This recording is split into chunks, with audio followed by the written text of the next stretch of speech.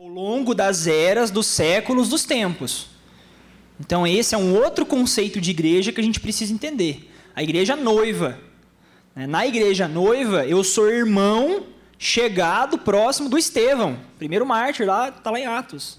Então, porque não existe esse marco temporal, né, que nós temos aqui enquanto igreja local.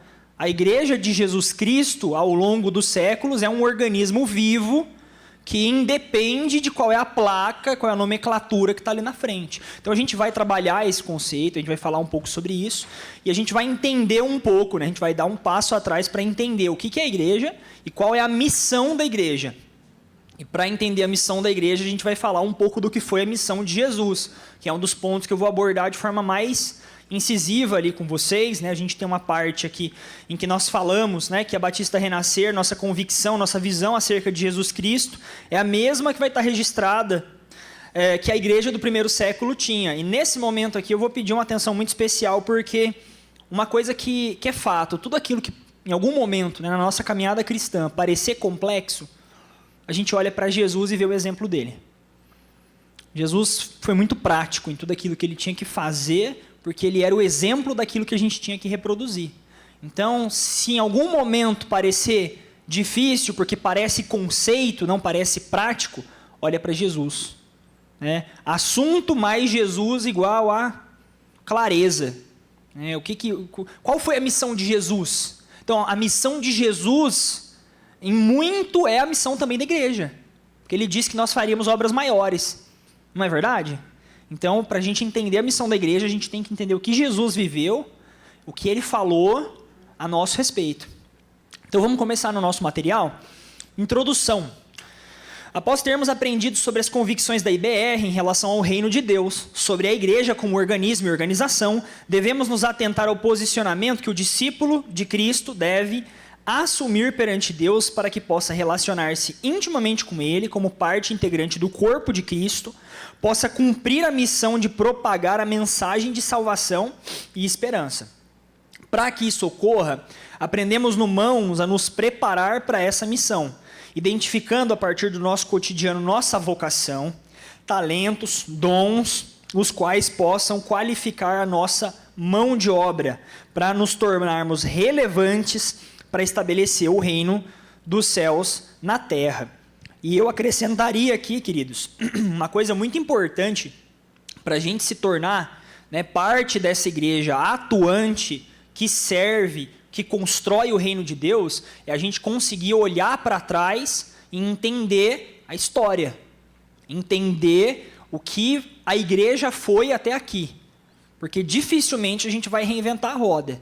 Né? E tem uma frase que o pessoal fala, e isso é muito usado em política, que quem não conhece os erros do passado, né, quem não conhece história, está fadado a reproduzir, a errar as mesmas coisas que já foram feitas. Né? No final, eu quero até apresentar para vocês um conceito que eu gosto muito.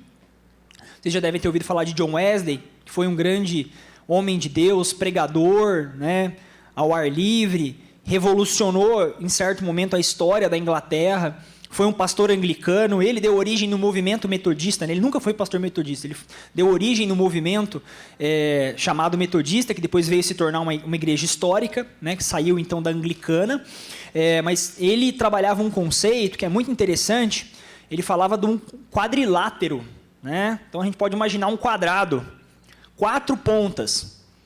A mais importante, a base para ele, quando a gente fala de ser igreja, de ser cristão, de viver na nossa experiência de fé, a base era a Escritura. Então, uma dessas 4 pontas, a Escritura Sagrada, o texto bíblico. E ela vai pautar e filtrar as outras 3 pontas, que são importantes, mas nunca vão ser mais importantes que ela.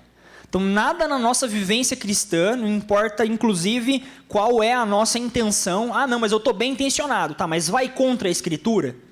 Se vai contra a Escritura, está errado. Nada pode estar avesso àquilo que a palavra estabelece. Para ser igreja, para servir, para se equipar, para falar de ministério, de discipulado, Bíblia. Então, das 4 pontas, a principal é a Escritura. E aí você vai ter 3 pontas, né, desse quadrilátero, que são equivalentes, igualmente importantes, entre elas, inferiores à Escritura, que vai ser a razão, a tradição e a experiência.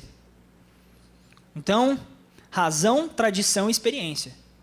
Então, começando pela tradição, nós somos povo de Deus há muitos séculos.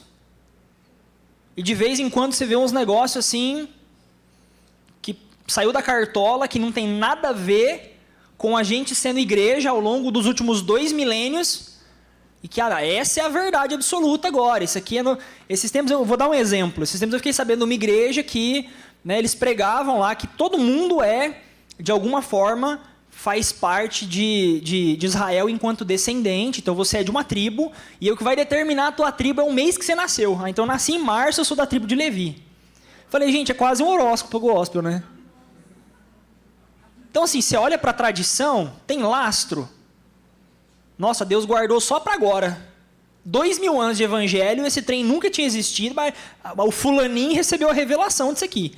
Você pode saber que tem alguma coisa muito errada. Então, quando a gente fala de igreja, a gente fala de tradição. E a tradição ela pode ser corrigida pela Escritura, como muitas vezes foi. Por que veio a Reforma Protestante? Porque existiam coisas que estavam avessas à palavra. E um dos pontos centrais da Reforma é o sola scriptura, somente a Bíblia. Né? Aquilo que é instrumento dogmático para nós é a palavra, é a Escritura, nada diferente disso. Então, qualquer coisa, né? Inclusive tem uma frase do Martim Lutero, ele fala, qualquer coisa ou pessoa ou prática que pode fazer chover milagres, se tiver a ver sua palavra, deve ser rejeitado e condenado. Satanás também tem os seus milagres. Essa é a frase que ele usava. Então assim, tá contrário? Agora, a gente pega a Escritura, em cima dela vem a tradição, que deve ser observada, que deve ser, né? Então, aqueles que vieram antes de nós, que inclusive fizeram a palavra de Deus chegar em nós. Quem são? Quem foram? Como viveram? Quando a gente lê os pais da igreja, quando a gente lê aqueles que faziam parte da igreja primitiva, quando a gente entende o que eram as práticas, como que a igreja primitiva era igreja? Como que a igreja, ao longo dos séculos, ali perseguidas nos primeiros séculos, foi igreja? E aí, como que foi na época medieval? Né? Onde é que a igreja decaiu? Onde é que a igreja se perdeu? Onde é que ela retomou? Onde é que ela está se perdendo de novo? Porque hoje você olha para a igreja cristã no Brasil, você olha para aquilo que se chama de neopentecostalismo, os erros são os mesmos lá da igreja católica do século XIV e XV, que é o quê? A venda de indulgência. Tem vassoura abençoada, tem água abençoada, tem tijolo santo para você colocar na tua casa, que ela vai construir mais rápido. Parece a igreja que queria arrecadar para construir catedrais de todas as formas e vendia a fé. Então a gente volta nos mesmos erros. Por quê? Porque não conhece o passado. Nosso povo perece por falta de conhecimento. Então, para terminar o conceito, né? Escritura, tradição, razão. Razão. Então, quando a gente ouve, né, a razão ela vai conectar todos os pontos. Por quê? Você vai te fazer pensar. Peraí, isso é razoável? Faz sentido? Existem coisas na fé que transcendem a razão, é óbvio. A gente sabe que Deus age do jeito que quer, quando quer, mas Deus nunca age de forma contrária à tua palavra.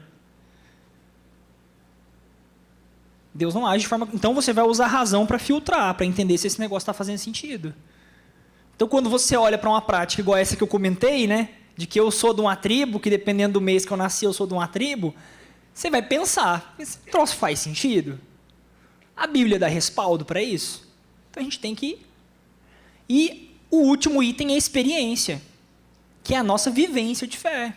Existem coisas que a gente vai sentir, existem coisas que a gente vai viver em Deus que são individuais. A minha experiência de vocação, né, de chamado, é diferente do pastor Rogério. Ela é individual, a experiência é importante. Né? Tanto que na história dele, de John Wesley, ele relata um culto, um momento, que foi marcante na vida dele, que ele sentiu o coração dele aquecido, que ele sentiu aquele dia, ele já era pastor, professor, e ele disse que aquele dia ele teve certeza de que ele era salvo em Cristo Jesus, porque ele sentiu algo diferente no coração dele, e a vida dele foi marcada naquele dia. Então nós temos experiências.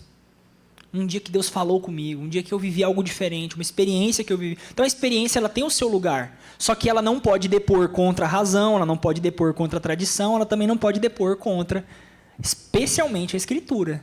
porque senão a gente cai nos ventos de doutrina. Então, eu estou fazendo isso como parte da introdução e apresentando um conceito, a gente poderia ter vários aqui, né? Esse é um conceito lá de John Wesley, que trabalha o quadrilátero, por quê? Porque quando a gente fala de ser igreja, a gente está falando de algo pesado, né? É igual um transatlântico. Você não faz a curva assim e vira para o lado, não é uma canoinha, é um negócio pesado. Por quê? Porque nós somos igreja ao longo de 2000 anos, então não é bagunça. Não dá para inventar que quer ser igreja do nada, do zero. Ah, não, eu tive uma ideia diferente agora, vamos fazer tudo novo. Não vai dar certo esse negócio. Vai ficar bagunçado. Muito provavelmente vai ficar bagunçado. Porque nós somos igreja há muito tempo. Tem muita tradição. A palavra é muito clara. Existe muita razão para ser colocada nessa equação. E a experiência ela é importante, mas ela não pode depor contra essas outras coisas. Então, para a gente ir entendendo, né, esses conceitos. Relação e conceitos históricos que antecedem a formação da igreja. A concepção da palavra igreja era utilizada anteriormente no grego para designar qualquer assembleia ou reunião. Depois a gente vai falar um pouco sobre a origem dessa palavra.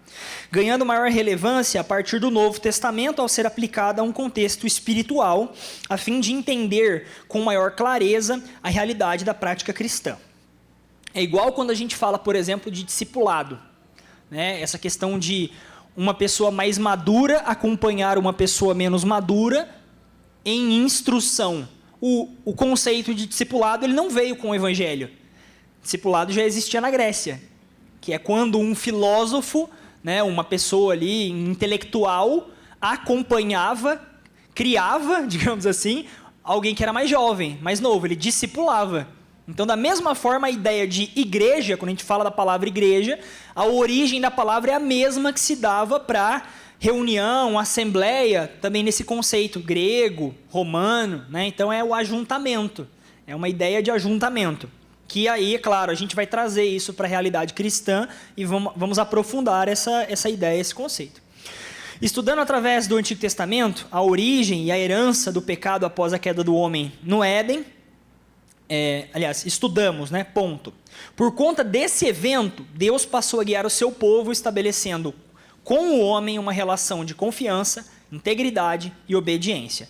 Isso se comprova em Noé, quando recebeu a ordenança para construir a arca para o novo mundo, quando Abraão recebe a ordenança para a nova terra, né? E Moisés, quando recebe a ordenança para seguir para a terra prometida, por exemplo. E aqui a gente vai falar um pouquinho mais sobre esse lastro, né, sobre essa história, e o que eu acho interessante trazer para a sua mente quando a gente fala, né, sobre esse processo. A gente voltou na queda e vai construir uma linha do tempo. De Abraão para frente, você pode imaginar um berço. A história do povo hebreu, a história de Israel, a composição tanto geográfica, cultural, espiritual, né? Tudo que acontece de Abraão até chegar em Jesus é um berço para o Messias. Um processo didático. Por que que na lei, né, mosaica existia o cordeiro? Por que o evento da Páscoa e o cordeiro? Você vai começar a ver que tudo era um processo de construção apontando para Jesus. Tudo. O porquê do templo ser do jeito que era. Tudo. Tudo aponta para Jesus. Então, a história de Israel é um grande berço construído e o ápice da história daquele povo é o Messias nascendo da Virgem Maria. Ponto. Então, a gente sempre tem que ter essa clareza, tem que ter isso em mente. Ao longo da história, Deus realiza muitos prodígios e estabelece uma relação intensa e construtiva para com o homem. Vejamos o exemplo de Moisés nos seguintes contextos. Nas leis dos 10 mandamentos, a presença de Deus também no tabernáculo, o sacerdote como responsável pelo templo e seu sacramento, e as festas judaicas, entre elas a Páscoa, fazendo alusão à libertação do Egito. Então, olha que interessante, além de Deus mostrar, né, o seu poder e mostrar a sua paternidade para com aquele povo, de forma embrionária, que nos dá esse conceito, essa clareza de que Deus é Pai, nos ensinou ao longo da história de que Deus é Pai. Todos esses itens que a gente vai lendo aqui, poxa, a Páscoa, né, o sacerdote responsável pelo templo, né, então, hoje isso aponta, né, para o sacerdócio absoluto de Jesus Cristo, né, o único mediador entre Deus e os homens. Para nós, como sacerdotes, né, o sacerdócio universal do crente, que foi defendido na Reforma Protestante. Então, você vê que a história do Antigo Testamento, ela é uma grande flecha apontando para Jesus. Jesus é o ápice. Jesus é o ponto central da história. Posteriormente, o grande acontecimento da história judaica foi o anúncio messiânico que resgataria a esperança de Israel, a vinda do Salvador do mundo, conforme Isaías 53. Ao passar dos anos, a tradição oral manteve viva a memória dos grandes feitos e promessas de Deus para com a humanidade. Vou pausar rapidamente aqui para a gente falar um pouquinho desse termo que talvez não te seja tão próximo, que é tradição oral. A gente tem a palavra de Deus, a gente sabe a importância de se relacionar, de ler, de entender a palavra, mas nem sempre existiu, né? Hoje a gente tem nisso, então, o que a gente chama de tradição escrita. A tradição oral era a maneira como a palavra chegava em uma geração para outra, como a palavra chegava nos ouvidos.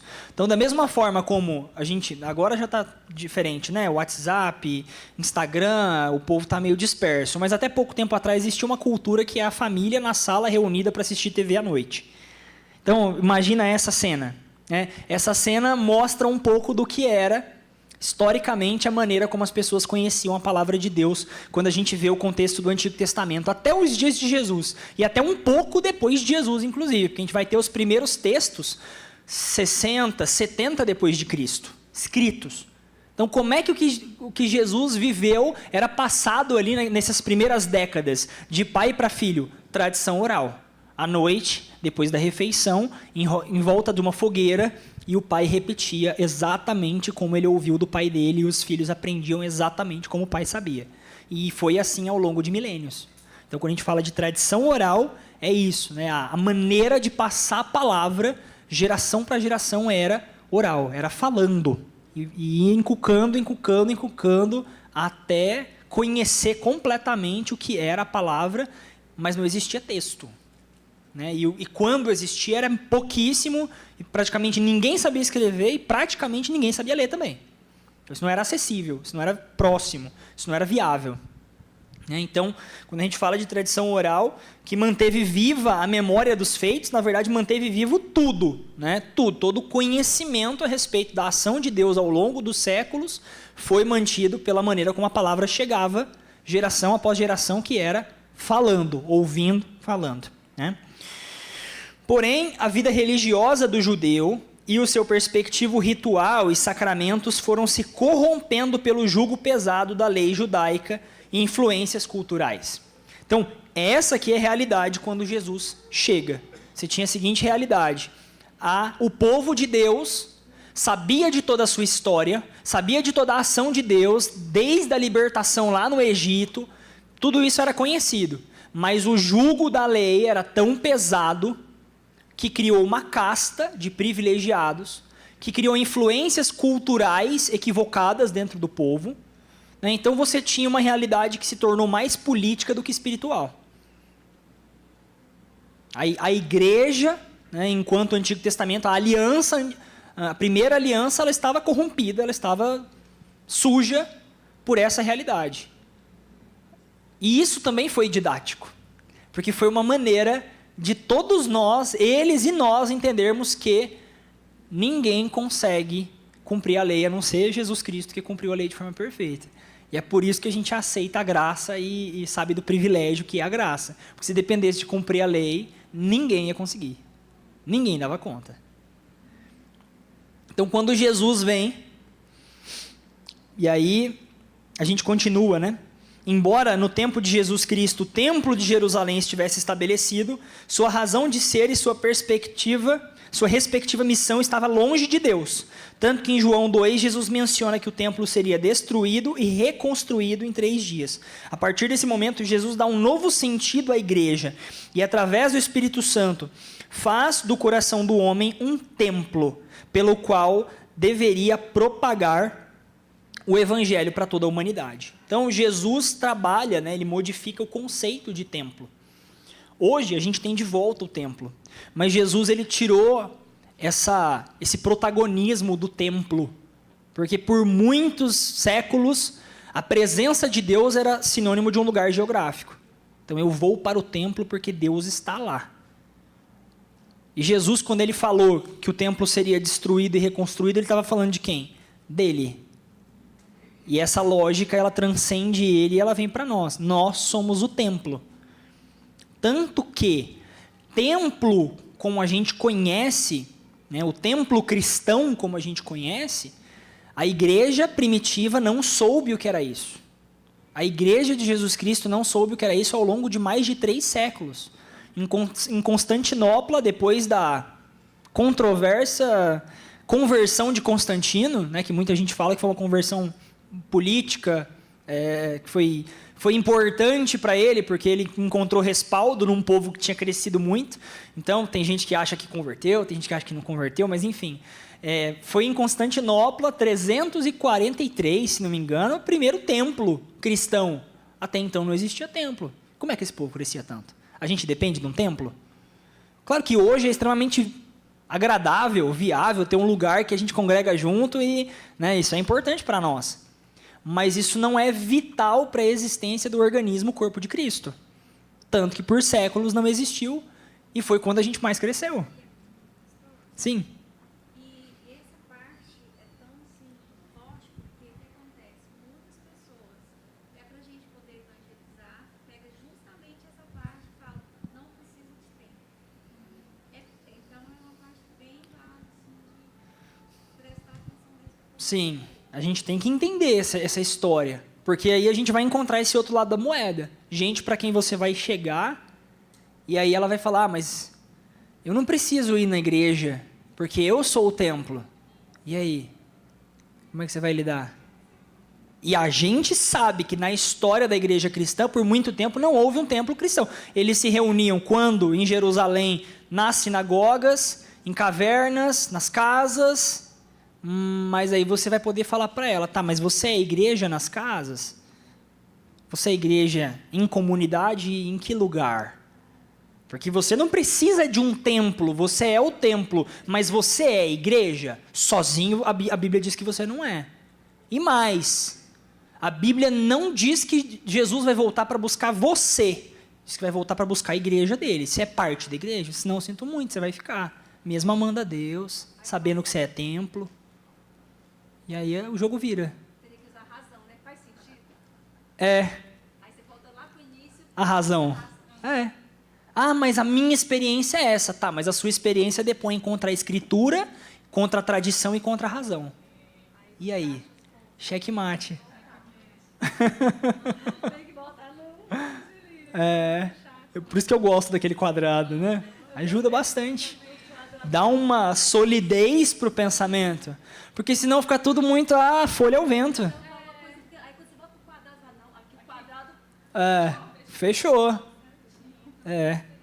E aí, às vezes, a pessoa está ali ressaltando uma coisa que é da experiência. Tá, mas a experiência agora está depondo contra a escritura. Porque a escritura mostra isso. A experiência está depondo contra a tradição. A tradição mostra isso. Então, voltando para o ponto bíblico, né? Esse valor, né, de termos, então, clareza de que somos templo do Espírito Santo. Então, a presença de Deus está em nós e não no lugar no qual a gente se reúne. E o lugar é muito importante e necessário, mas a presença está em nós. Nós somos templo do Espírito Santo. E quem redesenhou essa realidade foi o próprio Jesus. Último parágrafo aqui da página 15, queridos. De acordo com esse contexto, Jesus Cristo reconfigura a relação do homem com Deus e cumpre as profecias de Isaías na história judaica, tornando gratuita a salvação do jugo condenatório do pecado e nos possibilitando compreender a profundidade da encarnação e de sua obra redentora. Então, é nesse momento aqui que Jesus vai reestabelecer, né? E aí, alguns simbolismos muito fortes na própria morte de Jesus, quando o véu rasga. E o véu rasga num sentido que não era possível ser rasgado pela gravidade. Por quê? Porque foi um ato espiritual. Foi uma ação espiritual. Então ele rasgou para simbolizar que a presença de Deus não estava mais contida dentro do Santo dos Santos. Mas que o cumprimento da missão de Jesus tinha possibilitado que, como ele disse lá para a mulher samaritana, importa que o adorem em espírito e verdade. Não é no templo, não é no monte, não é na casa, não é ajoelhado, não é no quarto, não é em espírito e em verdade. A presença de Deus não vai mais se conter a um espaço, a um lugar. Não vai se restringir mais. E aqui, queridos, um ponto que eu quero gastar um pouquinho mais de tempo com vocês. Quem trouxe Bíblia aí? Impressa. Parabéns. Glória a Deus. A Tati pediu para que todos nós trouxéssemos. Ó. Ó. Até o João Marcelo trouxe. Galera, tá terrível, viu? Até na hora de elogiar. Então eu vou... É isso aí. Nesse comecinho aqui da página 16, queridos, eu quero pedir então, Velt, por gentileza, abre a tua Bíblia lá em Lucas 24, 44. Arthur, abre pra gente em 2 Coríntios 5, 17. João, abre em Hebreus 4, de 14 a 16. Quem mais que pode me ajudar? Minha irmã, abre para mim, por favor, em 1 Timóteo 2, 5 e 6. E temos um último texto de João 14, 26. Quem pode abrir para mim? Júlio, você abre para mim, por favor? João 14, 26. Porque aqui, lembra que eu falei lá no começo, né, esse texto aqui ele é muito oportuno, tanto para dizer que nós, como Igreja Batista Renascer, cremos em relação a Jesus Cristo, a mesma coisa que a igreja primitiva crê e que a palavra mostra, mas eu quero trazer aqui um paralelo. Lembra que eu falei lá no começo que toda vez que estiver parecendo muito conceitual, quando a gente fala de missão, de ser, é só olhar para Jesus, que fica tudo mais fácil? A gente vai perceber que muito daquilo que esses 5 pontos falam, daquilo que Jesus era, de certa forma, numa medida, também significa aquilo que nós temos que ser. Então, se a gente entender essa lógica, fica fácil ser igreja. Fica fácil ser cristão. O termo cristão, ele surgiu em Antioquia. E ele era um termo pejorativo. É como se fosse cristinho. Então, olha os imitadorzinhos, olha os cristinhos ali. É o crentinho, olha o crentinho. Né? Então, mas o que ele significava? Que é como se fosse uma cópiazinha. Era pejorativo nesse sentido ali, ó. Parece um cristinho, vive igualzinho, faz a mesma coisinha. Glória a Deus, né? Quem dera. Quem dera alguém me zoasse por eu ser muito parecido com Jesus. Quem dera. Estou tão longe disso. Misericórdia da minha vida. Mas é aquilo que a gente tem que buscar. É aquilo que a gente tem que procurar. Melhor bullying. Bullying top. Esse é melhor do que o pastor Rogério fazendo bullying no meu cabelo.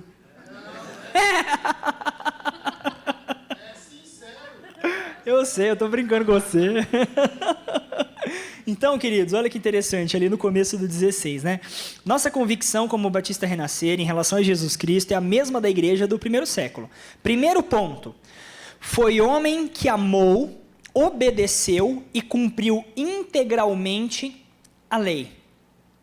Conforme Lucas 24, 44. Quem pegou Lucas, lê pra gente aí. Ele disse-lhes, essas são as palavras que eu vos falei, estando ainda convosco, que era necessário que se cumprisse todas as coisas que foram escritas a respeito de mim, na lei de Moisés e nos profetas e nos salmos. Exato. Então, o primeiro ponto que a gente tem clareza a respeito de Jesus.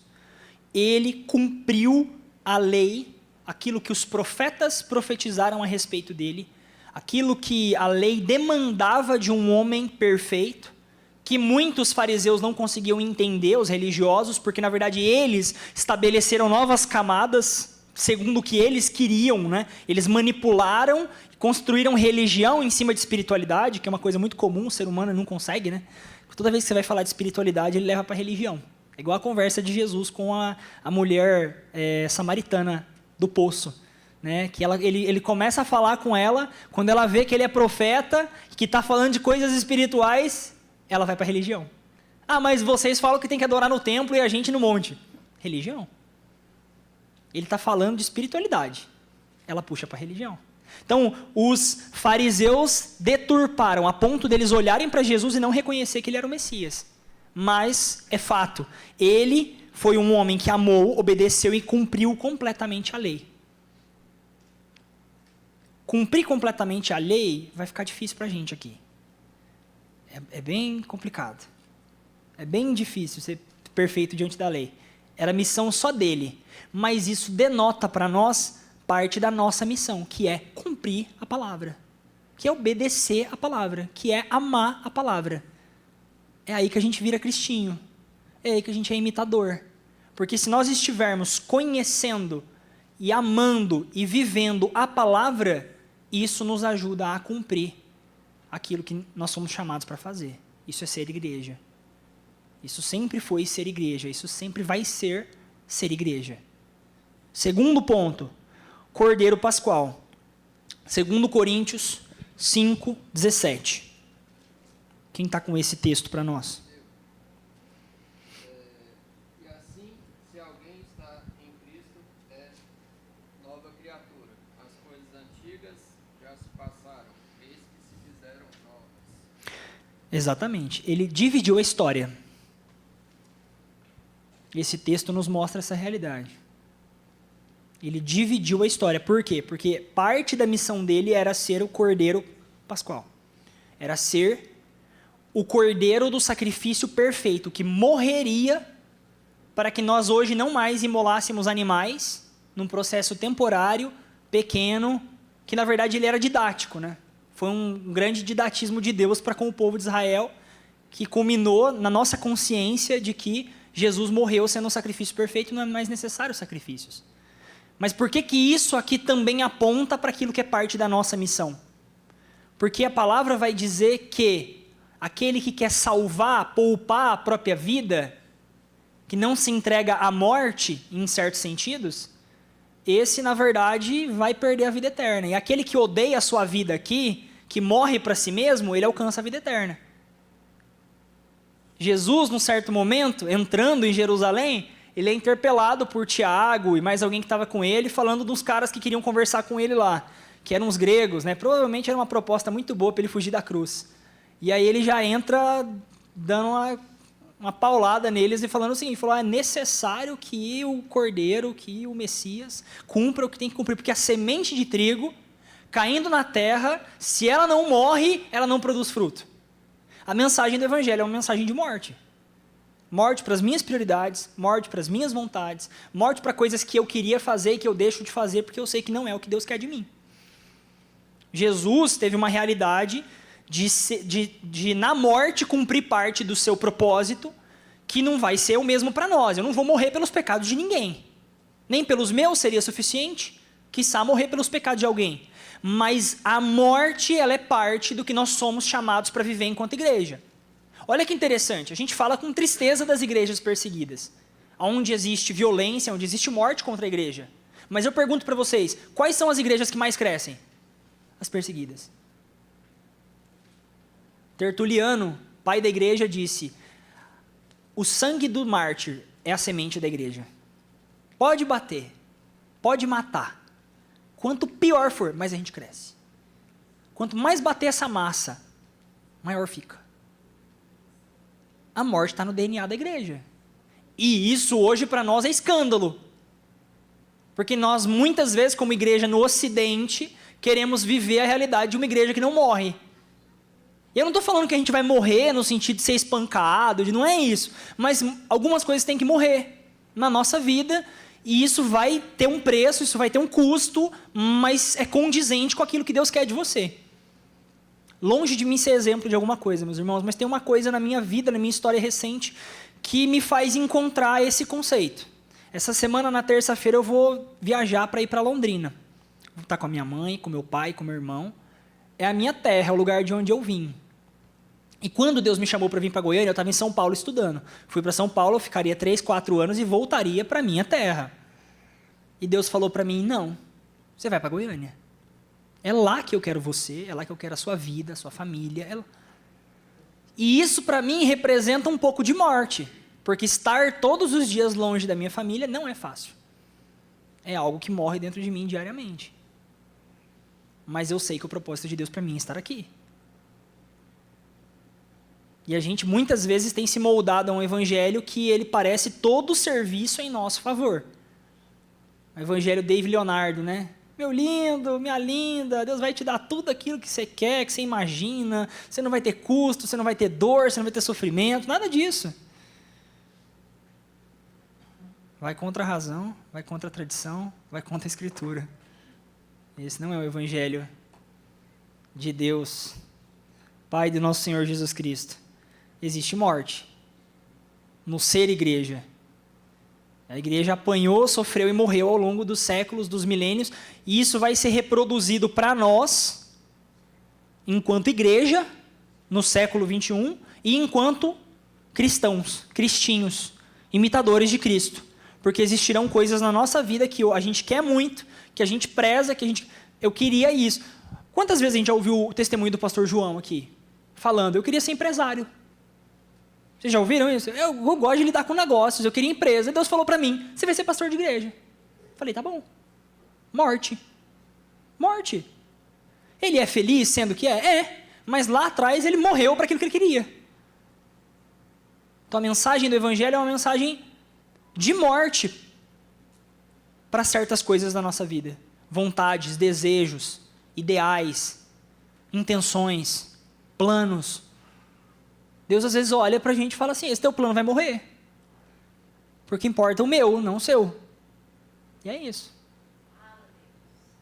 Então, como cristãos, como cristinhos, existe aqui o ponto 2, que é um pouco de morte, dentro da nossa realidade de ser igreja. Terceiro ponto aqui, com o perfeito sumo sacerdote, Hebreus 4, 14 a 16. Visto que temos um grande sumo sacerdote, Jesus, Filho de Deus, que penetrou nos céus, e tenhamos firmemente a nossa confissão.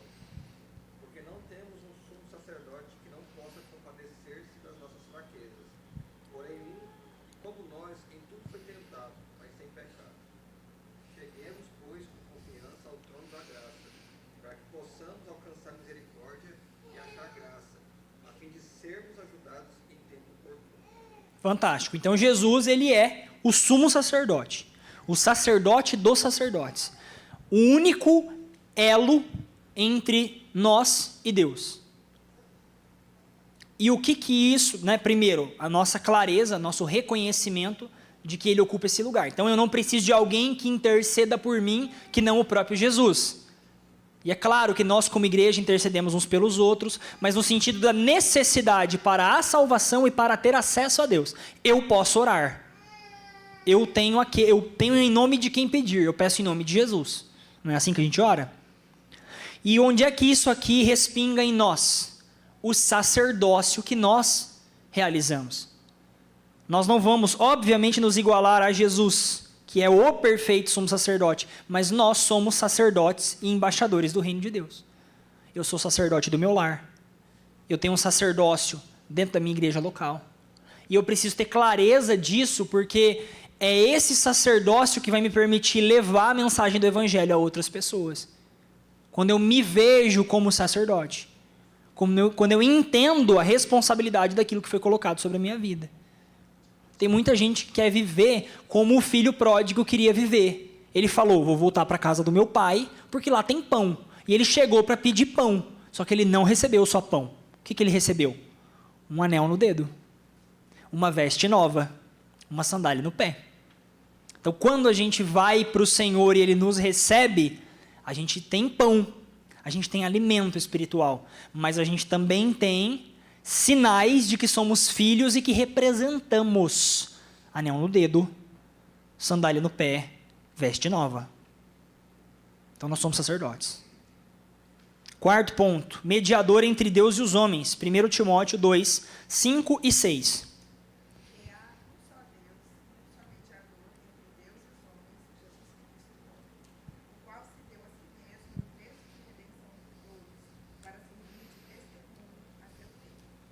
Exato. Então, há um único mediador. Eu não preciso pedir permissão para ninguém para me achegar a Deus. Não há um sacerdote humano lá no templo que ele tem que imolar o cordeiro para mim. Porque aquele que foi o cordeiro também é o próprio sumo sacerdote e o próprio mediador. Então, esse é Jesus Cristo. E onde é que isso aqui resvala na nossa realidade de cristão, de pequeno Cristo?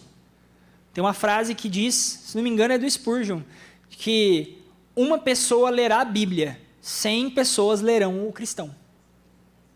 Nós não vamos mediar no sentido espiritual, mas no sentido de propagar, das pessoas olharem para a sua vida, para você e falar, esse Rogério é um cara diferente. Viu? Qual que é o segredo? Por que você é assim? Por que você tem essa paz? Por que você vive bem desse jeito? E você vai estar apontando, porque eu tenho um Deus. Então, é uma responsabilidade ajustar a nossa vida de forma que ela aponte para Cristo. Nas nossas atitudes, na nossa fala, no nosso comportamento, nas nossas convicções. Quinto ponto. Deixou o Espírito Santo para nos ensinar e conduzir para o verdadeiro caminho. João 14, 26. Mas o Consolador, o Espírito Santo, a quem o Pai enviará em meu nome, esse vos ensinará todas as coisas e vos fará lembrar de tudo o que vos tenho dito. Então Jesus foi aquele que nos possibilitou ter o Espírito Santo. Esse é um fato. E ao mesmo tempo, eu falo para vocês que muitas pessoas vão ter um primeiro contato com o Espírito Santo por meio da sua vida. Você vai revelar o Espírito Santo para muita gente.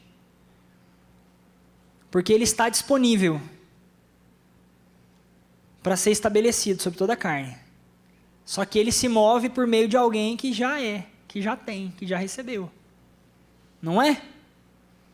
Então, eu e você precisamos revelar o Espírito Santo de Deus na nossa vida. Amém, queridos? E esses 5 pontos daquilo que Jesus foi, e numa proporção muito menor aquilo que nós fomos chamados para ser, fala muito sobre ser igreja. Igreja é isso aqui. Igreja é isso. E essas coisas serão vividas nunca de uma maneira que transgrida a palavra, que fira a tradição, que não se adeque a uma razoabilidade racional e que venha por meio de uma experiência nociva, ruim. Mas isso aqui é ser igreja. Nós fomos chamados para ser imitadores de Cristo. Nada mais igreja do que sermos imitadores de Cristo.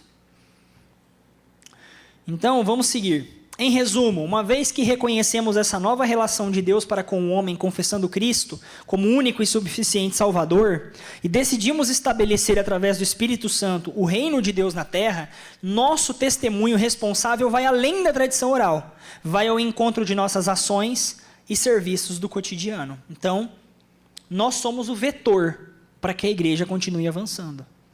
No serviço, nas palavras, na mentalidade, no testemunho, nós somos. Segundo ponto aqui, a igreja e sua história. A origem da palavra igreja vem do grego, do termo eclesia, que significa reunião de pessoas chamadas para fora, conceituando o corpo de Cristo, o organismo, como casa de oração. Temos por definição de igreja, povo redimido, santo, habitado por Cristo, submisso a Ele como discípulos, para adorá-lo em comunidade no mundo. Compreendida a definição acima, aprofundamos a reflexão de igreja, denominando o Espírito Santo como gestor da distribuição dos dons e talentos e conduzindo, através da graça de Deus, a sinergia entre as pessoas, discípulos, em prol da missão de propagar o reino de Deus, desenvolvendo os seguintes aspectos.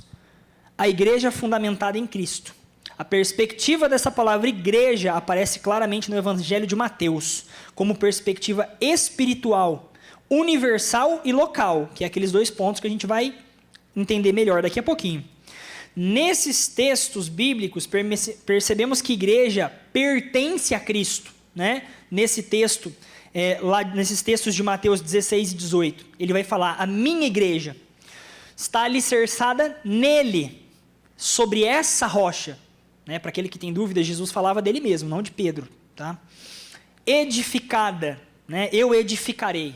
Então a igreja ela é construída por Jesus e vitoriosa.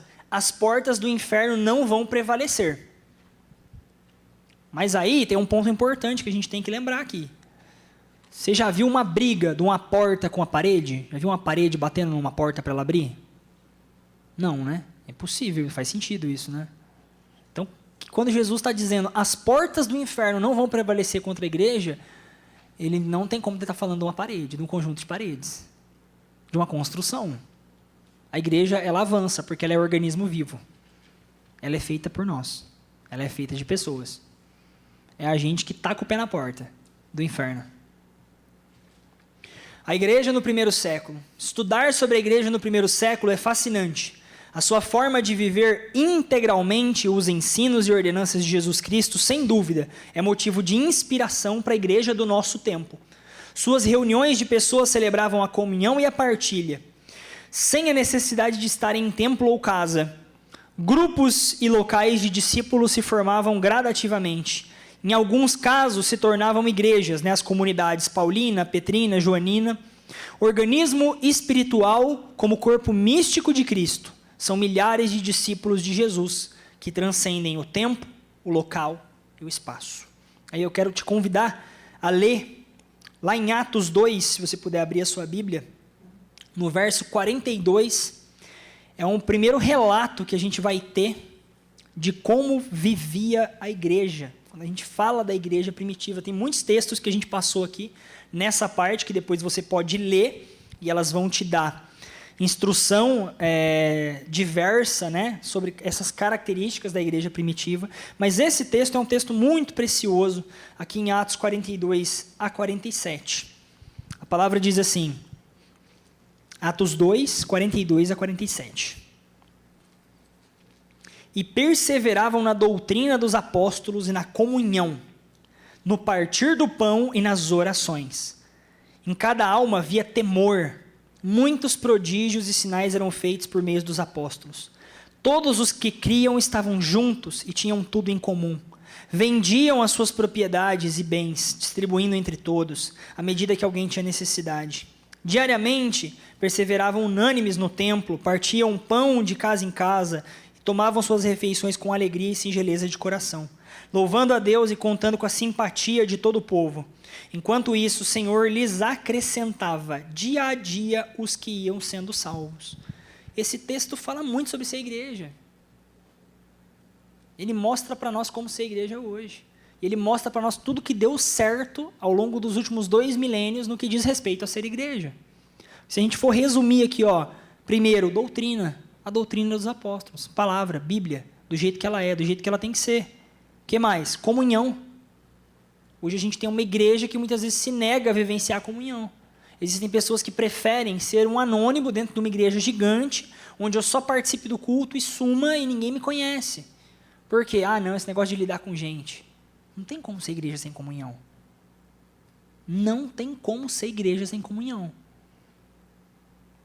Eu ouso dizer que se você não é uma pessoa que criou ou está em vias de criar condição, capacidade de partilhar um pouco da sua casa e vivenciar um pouco da casa de outro que é irmão em Cristo com você, você ainda não entendeu o que é ser igreja. Não entendeu. Desculpa, não entendeu. Não, eu vou lá no templo de vez em quando e eu participo dos cultos, estou até fazendo um curso, mas minha casa é minha casa, eu não quero contato com ninguém, eu não quero ninguém na minha casa. Você não entendeu o que é ser igreja. O que mais que a gente vê aqui? Partir do pão, que é esse conceito que eu estou trazendo, oração, temor, prodígios, porque então cria-se um ambiente de sinais e maravilhas, pela comunhão, pela oração, pela capacidade de viver em unidade. Qual foi o princípio ali, um pouquinho antes, né, do que a gente viu em Atos? Quando Jesus falou para que eles se reunissem e estivessem todos no mesmo lugar. E aí veio o Espírito Santo. Comunhão. Princípio da comunhão. Né? Então, os prodígios, eles tinham tudo em comum, ou seja, eles abençoavam uns dos outros, cuidavam uns dos outros. Aí a gente vai ter a palavra aqui, necessidade, né? Então eles supriam as necessidades, eles perseveravam no templo, de casa em casa, juntos, louvavam a Deus e contavam com a simpatia de todo o povo. Isso aqui também diz respeito a ser igreja. Eu tenho muita dificuldade com algumas coisas que a gente passa a pensar que é missão nossa como igreja na nossa sociedade. E uma delas eu quero aproveitar que eu tenho um pouquinho de tempo ainda, quero compartilhar com vocês. A maneira como a gente comunica o reino, muitas vezes, é mais pelo não do que pelo sim. E eu não concordo. E muitas vezes a gente fica conhecido como o povo do não pode. E eu acho que isso é muito pobre para o evangelho que a gente tem e recebe do nosso Senhor Jesus Cristo. Quem que é crente? Crente é aquele que não pode fumar, não pode beber, não pode isso, não pode aquilo, não pode aquilo lá. Pobre. Isso é ser cristão? Nossa, mas que cristianismo medonho. A gente é conhecido pelo aquilo que não pode? Isso devia ser o detalhe do detalhe. E não é nem não pode, é não convém. Porque não está em foco. Não está em foco, não é isso. Aquilo que eu não faço porque o Espírito Santo incomoda meu coração e eu sei que desagrada a Deus. Isso é detalhe. Agora, a gente ser conhecido como um clube do não pode, é muito pobre, é muito pequeno. E a gente ser conhecido como o povo que fala para os outros que vivendo o que eles estão vivendo, eles vão para o inferno. Engraçado, eu não vejo isso em Jesus, eu não vejo isso em João Batista, eu não vejo isso nos apóstolos. Você não vai ver Jesus chegando para o pecador falando para que ele ia para o inferno. Na verdade, ele falava era para os religiosos que eles iam para o inferno, se eles não tomassem vergonha na cara. Agora, para os pecadores, primeiro ele chegava por um caminho de amor. Ele constrangia. Então, quando você vê a história de Zaqueu, ele foi constrangido de tal forma que ele falou, eu vou desfazer tudo que eu fiz e vou refazer do jeito diferente, porque a tua presença ela me constrange.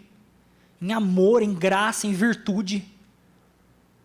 E a gente vê que a igreja primitiva ela tinha habilidade para perpetuar essa característica de Jesus. Eles tinham a simpatia do povo. E eu acho que é difícil eles terem a simpatia do povo se eles chegam na padaria na segunda-feira de manhã e falam para o padeiro, e aí, como é que foi o final de semana? Bom demais. Nossa, fiz um churrasco, tomei todas. Você vai para o inferno.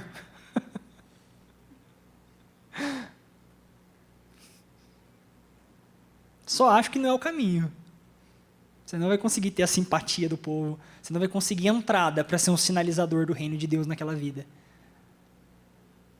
A gente foca muito nessas questões morais. E o mais importante é que aquela pessoa seja alcançada pelo amor de Deus. Depois o resto o Espírito Santo limpa, até porque quem convence é Ele.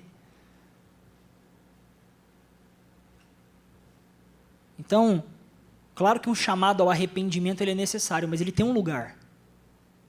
É por isso que a gente se reúne como igreja, é por isso que tem um momento da palavra, e é por isso que com o tempo você vai ganhar, sim, possibilidade de sinalizar algumas coisas para essa pessoa, porque ela vai passar a confiar em você.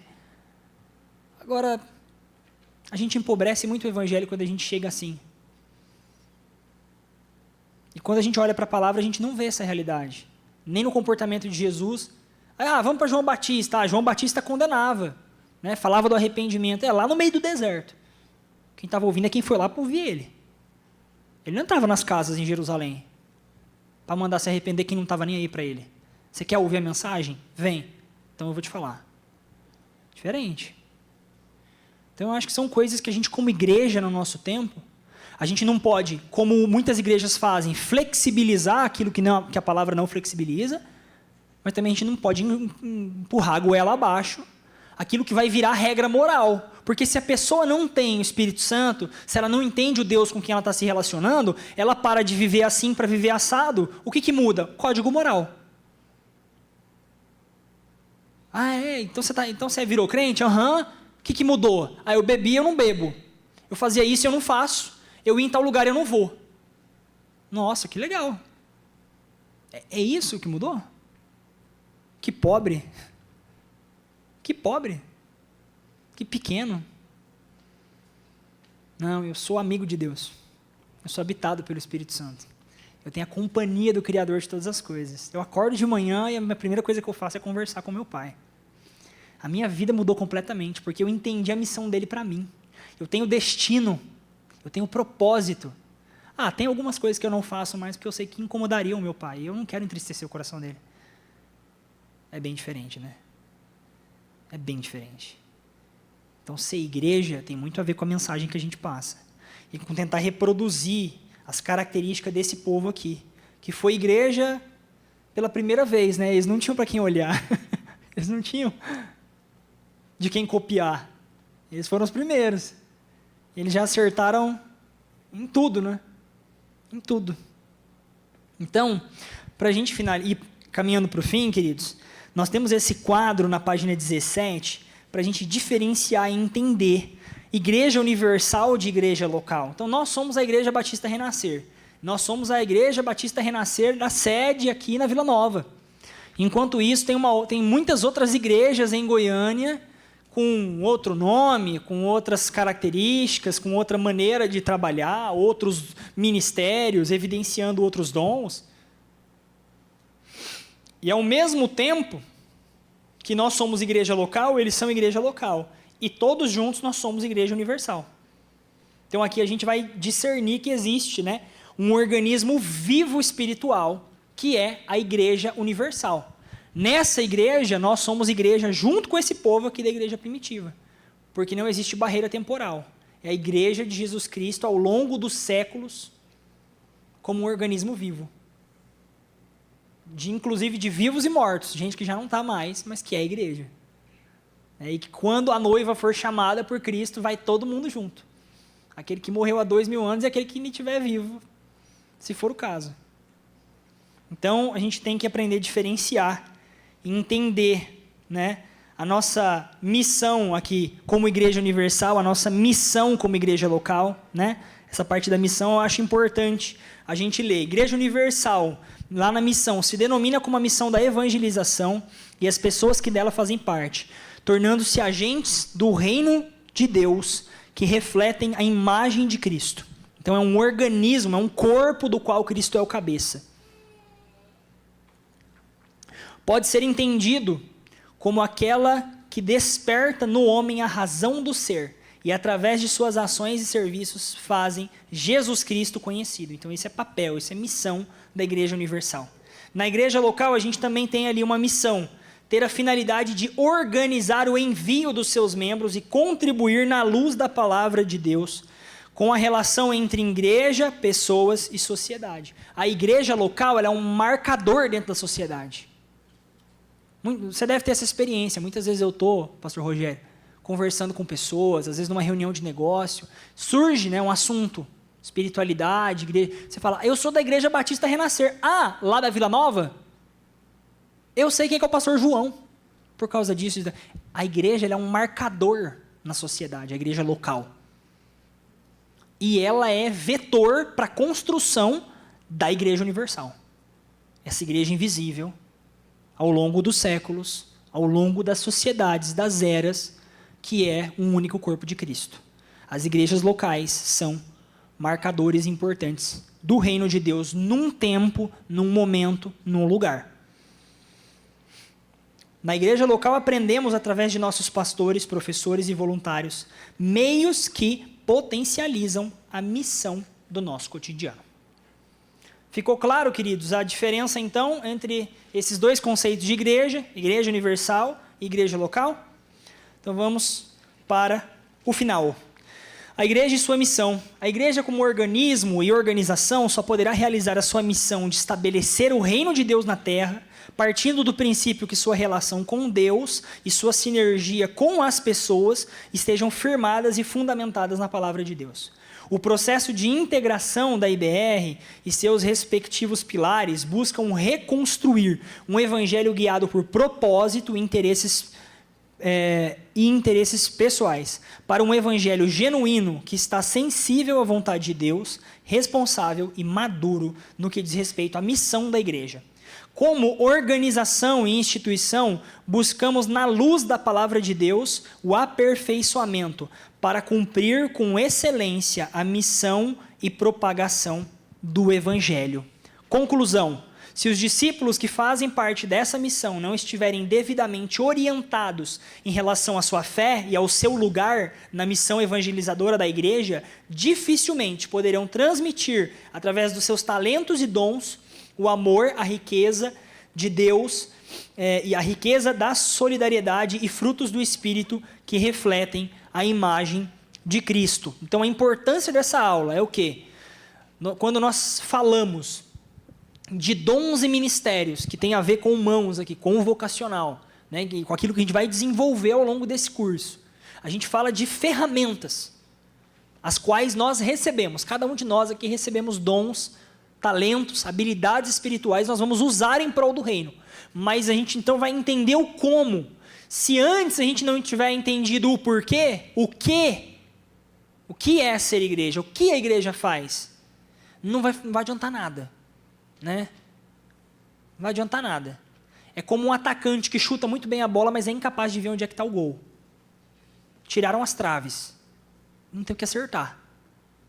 Você pode ter toda a habilidade para guiar a bola dentro do campo, mas você não sabe para que lado que você em que lado você tem que chutar. Então, antes, né, nós estamos entendendo o quê? Nós estamos entendendo o porquê, para depois entender o como, para depois discernir o como. Então, aí a gente vai entendendo, pouco a pouco, lição a lição, quais são as nossas habilidades, capacidades, nossa vocação, nossos dons espirituais, para poder servir a nossa igreja local, que por sua vez serve uma igreja universal no propósito do reino de Deus. Amém, meus irmãos? Obrigado pelo tempo, pela atenção. Deus abençoe a vida de vocês. Professora Tati.